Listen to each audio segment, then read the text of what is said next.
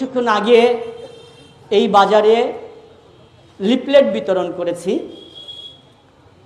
যে লিফলেট 2023 সালে যখন ফ্যাসিস্ট শেখ হাসিনার দুঃশাসন চলছিল, যখন ফ্যাসিস্ট শেখ হাসিনা মানুষকে গুম করছিল, যখন শেখ হাসিনা আমাদের লক্ষ লক্ষ নেতাকর্মীর বিরুদ্ধে মামলা দিয়ে দিনের পর দিন হয়রানি করছিল কোর্টের বারান্দায়, আর্থিকভাবে মানসিকভাবে, যখন গুম খুনের ভয় ছিল, যখন তার দলের সকল নেতাকর্মী নির্যাতিত নিপীড়িত একটা অবস্থার মধ্যে, তখন তিনি সকল দলের সমন্বয়ে মতামতের ভিত্তিতে তিনি 31 দফা ঘোষণা করেছিলেন।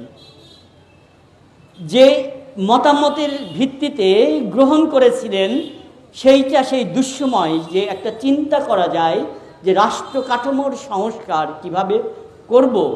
তিনি একসঙ্গে আন্দোলন করছেন, একসঙ্গে হরতাল অবরোধ, নির্বাচনের প্রস্তুতি, অন্যান্য দলের সঙ্গে সমন্বয়, তার মধ্যে দিয়ে তিনি সকলের পরামর্শে 31 দফা, সেই 31 দফা বিতরণ আমরা শুরু করেছি।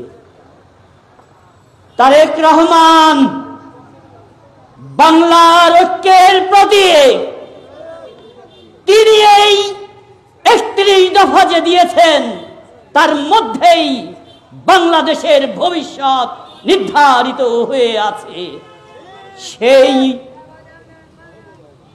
সেই 31 দফা তিনি বলেছেন, তিনি নির্দেশনা দিয়েছেন বাংলাদেশ জাতীয়তাবাদী দলের সকল নেতাকর্মীকে, সমর্থককে এই 31 দফাকে ঘরে ঘরে পৌঁছে দিতে হবে, ঘরে ঘরে বোঝাতে হবে।